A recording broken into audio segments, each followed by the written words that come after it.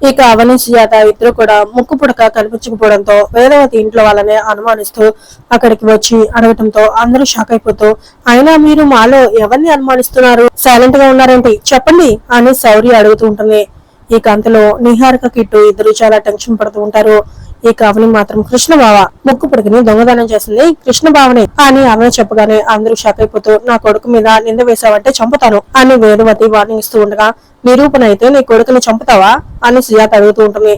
Kit drama మొదలు పెడతాడు. అవ్వ అమ్మవారి దగ్గర ఉన్న ముక్కు పుడకని నేను దొంగతనం చేస్తానా అని కిట్టు అంటాడు. ఎప్పటి నుంచో నీకు నీ పిల్లానికి నీ కూతురికి దాని మీద కన్నుంది కదా, చేసినా చేసుంటావు, తీసుకొచ్చి ఇచ్చేయి, లేదంటే ఆ అమ్మవారి ఆగ్రహానికి అక్క చెల్లెల ఆగ్రహానికి బలైపోతావు అని పెద్దరాజు చెప్తూ ఉంటాడు. అయ్యో నువ్వు నోర్ముయ్యా, నాకు ఏ సంబంధం లేదు అంటే నా మీద నింద వేస్తావేంటి, పిచ్చి పిచ్చిగా ఉన్నాయేంటి అని కిట్టు అరుస్తూ ఉంటాడు.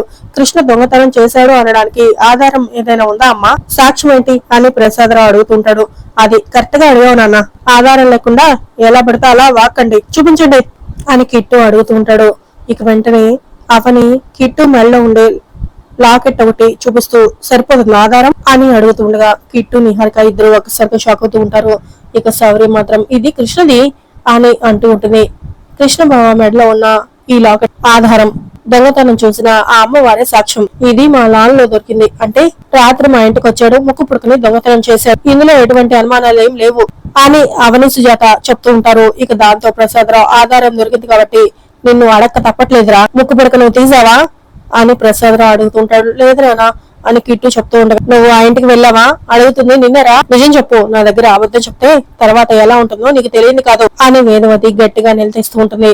దాంతో కిట్టు అబద్ధం చెప్పలేక, వెళ్ళానమ్మా, కానీ నేను దొంగతనం చేయడానికి వెళ్ళలేదు అని చెప్తూ ఉంటాడు. మరెందుకు వెళ్ళావు అని వేదవతి అడుగుతూ ఉంటుంది. అది రాత్రి నిద్ర పట్టట్లేదు అని మన ఇంటి బయట తిరుగుతూ ఉన్నాను, ఆ సమయంలో వీళ్ళ గెస్ట్ హౌస్ లోకి ఎవరో దొంగ వెళ్ళినట్టు అనిపించింది, వాడిని పట్టుకుందామని నేను మన గోడ దూకాను, దాంతో వాడు నన్ను చూసి పారిపోయాడు, ఆ సమయంలో ఇది నా మెడలో నుంచి కింద పడినట్టుంది అని అబద్ధం చెప్తూ, అవని అది నాదే, ఇటివు అని కిట్టు చెప్తూ ఉండగా, సూపర్, చాలా బాగుంది, సినిమా తీస్తే సూపర్ హిట్ అని పెద్దరాజు సెటర్ వేస్తూ ఉండగా, ఇదిగో బావని చూడకుండా నిన్ను అని పెద్దరాజుని కూడా తిడుతూ ఉంటాడు. అందులో శ్రీకర్ క్లారిటీ వచ్చింది కదా, ఇక బయలుదేరండి అని చెప్తూ ఉండగా, ఇటువంటి పిట్టకథ చెప్తే నమ్మి వినేస్తామనుకుంటున్నావా, అదేం కుదరదు, కృష్ణ రూమ్ ని చెక్ చేయాల్సిందే, కృష్ణ రూమ్సే కాదు అన్ని రూమ్స్ ని చెక్ చేయాల్సిందే అని సుజాత అంటూ ఉంటుంది. పదమ్మా రా అని పెద్దరాజు పిలుస్తూ ఉండగా, దొంగతనం నింద వేసి నా ఇంటిని చెక్ చేస్తే మర్యాదగా ఉండదు అని వేదవతి అంటుంది. గతంలో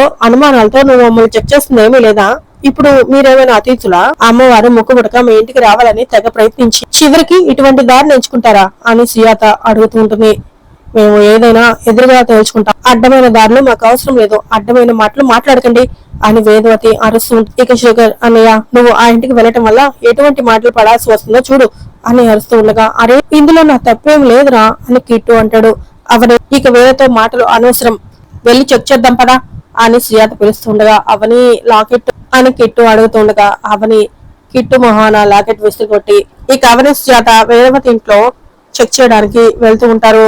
ఇక పెద్దరాజు రా నువ్వు కూడా వెళ్దాం అని కిట్టు చేపట్టుకుని వెళ్తూ ఉంటాడు. అందరూ కూడా అలా వెళ్ళగానే నిహారికి మాత్రం కిట్టు ఇంట్లోనే ముక్కు పుడకని దాచుంటాడు, ఇప్పుడు అడ్డంగా దొరికిపోతాం అని చాలా టెన్షన్ పడుతూ లోపలికి వెళ్తూ ఉంటుంది. ఇక సుజాత అవని ఇద్దరు కూడా అందరు రూమ్స్ లో ఉన్న పర్సనల్ బ్యాగ్స్ ని బయటికి తీసుకొచ్చి బ్యాగ్స్ అన్ని కూడా చెక్ చేస్తూ ఉంటారు. వీళ్ళందరి బ్యాగ్స్ లో లేకపోతే అత్తయ్య వాళ్ళ రూమ్ కూడా చెక్ చేయాల్సిందే అని సుజాత అంటూ ఉంటుంది. మేము చెప్పింది మీరు నమ్మలేదు కదా, ఇంకా మీకు మా మీద అనుమానంగా ఉంది, మా రూమ్ లోకి వెళ్లి ఆ రూమ్ లో కూడా చెక్ చేసిరండి అని కిట్టు చెప్తూ ఉంటాడు. ఇంత ధైర్యంగా ఎందుకు చెప్తున్నాడు అంటే కృష్ణ తీలేదా అని నిహారిక మనసులో అనుకుంటూ ఉంటుంది. మిగిలిన వారివి తర్వాత చెక్ చేయొచ్చు, ముందు ఈ అచ్చింది చెక్ చేయండి, నాకు దీని మీద అనుమానంగా ఉంది అని శౌర్య అచ్చిన అటువంటి పని చేయదు అని అవని అంటుంది. దాని మీద అంత నమ్మకం, మా మీద అంత అనుమానం ఏంటి, ముందు దాని బ్యాగ్ ని చూడండి అని వసంత అంటూ ఉంటుంది.